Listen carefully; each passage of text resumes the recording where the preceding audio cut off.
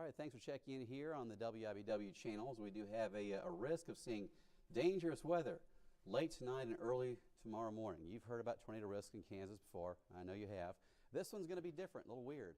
And I've done a lot of research on this. There are not a lot of morning tornadoes in northeast Kansas or in Kansas at all. I was actually researching this against Alabama to see, because I know they get a lot of nighttime and morning tornadoes and kind of the middle of the night as well. And I was researching to see how different is it? Is it a big difference or a small difference? It's just my perspective.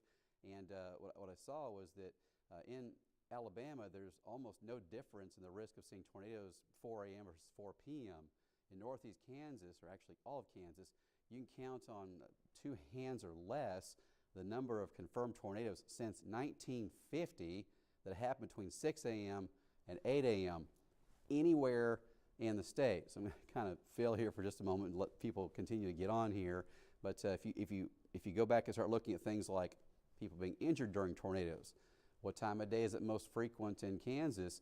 And what I found was that before noon up to midnight, there are very few, if any, injuries or fatalities between those hours. So morning storms, morning tornadoes are very rare in our part of the nation. So severe storms are likely here from 2 a.m. to 10 a.m. tomorrow morning. I expect to see that. I'm confident we will see that. There is a tornado risk here as well, and the timing of this is something you're not going to see very often, is during the morning bus stop and the morning rush hour. Now, we've seen hail in the morning. We've seen damaging winds in the morning. We've certainly seen heavy rain in the morning at the bus stop, but this is a possibility of seeing higher end warnings. So in the morning, if you plan to send the kids out the door to the bus stop like a normal day, make sure you're paying attention. I'll be in here with Doug Myers tomorrow morning on 13 News this morning from 5 a.m. to 7 a.m. the show. If we have to break into the show or just cover up the whole show with weather, we would do that. Could be going before that. We will see.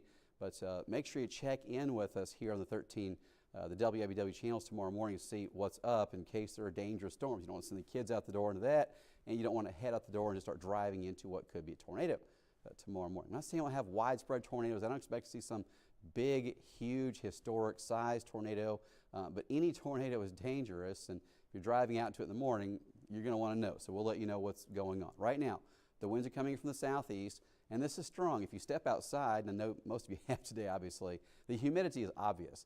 This is the highest humidity by far that we've seen across this part of the nation since last autumn. We got into the drier, cooler season. We have winds gusting almost 50 miles per hour in Concordia with high humidity, temperatures close to 80, dew points in the 60s here.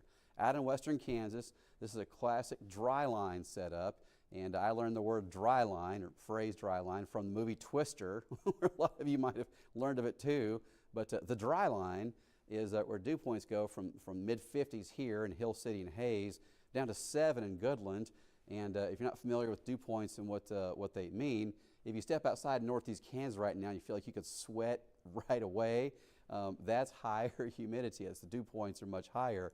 Out here in Goodland, that's the kind of air that will make you reach for the chapstick really quickly. So that's the kind of stuff this is the kind of air that makes your skin dry and itchy. But the dry line is where you go from very humid to very dry.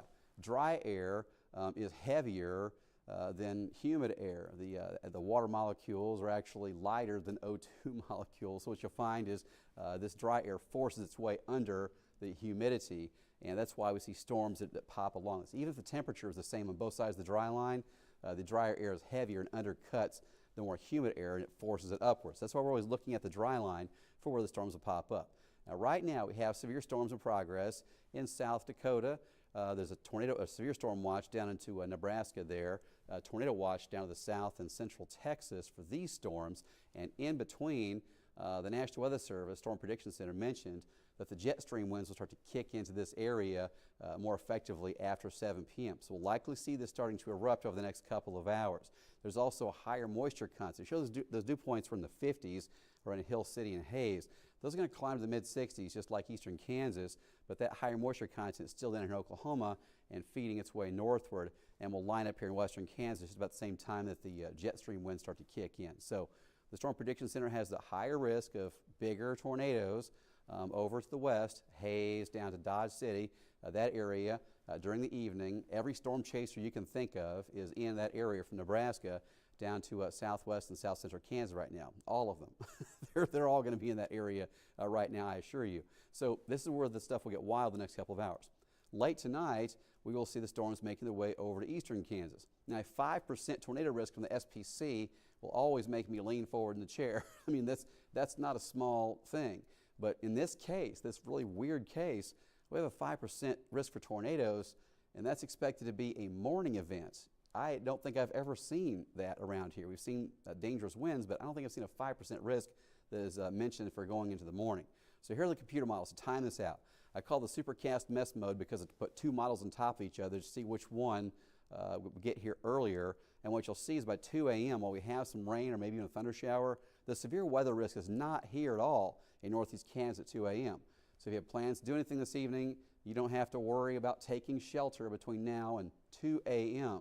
It's after that that we have to watch for these dangerous storms as they continue making their way to the east. Concordia, maybe 3, 4 a.m. Now we're at 5 a.m. We've got Marysville, Manhattan, Emporia. And the timing of this model could be fast or slow by an hour or so. But either way, what I want you to recognize here is that 2 a.m. the risk begins. The peak of the risk is really from 4 a.m. until about 9 or 10 a.m.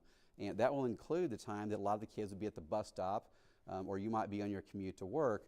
And it's really a weird thing. It's not part of your normal routine. You're not typically, you might be thinking, is it going to rain in the morning? You might be thinking, oh, there's severe storms, it's going to be windy out there. But it's very seldom you've ever had to take shelter in the morning. I'm not saying you're going to, but I'm saying it's a real possibility. So be thinking tomorrow morning a little differently because we don't see a lot of morning tornado potential in the area. Maybe this will start to fizzle at night. We'll see. But the jet stream winds with this and the surface moisture both significant. Here's 7 a.m. That's the time a lot of kids be at the bus stop. A lot of people make that commute to work. You got the strongest storms now from Seneca to Emporia and Topeka in there as well. Concordia, Clay Center, Salina probably calming down by this time. The Kansas City Metro dealing with this during the morning rush hour as well. So through the evening hours, temperatures are going to stay very mild. It stays humid with overnight lows in the 60s. We will see those storms moving in late tonight and tomorrow high temperatures in 81. But again, we have a risk of seeing severe weather in the morning. The highest risk of seeing any rotating storms in our area, really the peak of it's going to be from 4 a.m. until about 9 a.m. I'm saying watch out from 2 a.m. to 10 a.m. just because the risk will begin around Concordia, maybe at 2 at the earliest, and if the thing slows down, 10 a.m. is kind of the latest. But really the peak of that's really in the middle of it, and it really includes that time you'd make that morning rush hour commute to work, and the kids would be on the way to school. I'm already thinking about how I'm going to manage with my 7-year-old, my 10-year-old boy tomorrow morning because I might be in here. So I'm already thinking of how to work around it myself.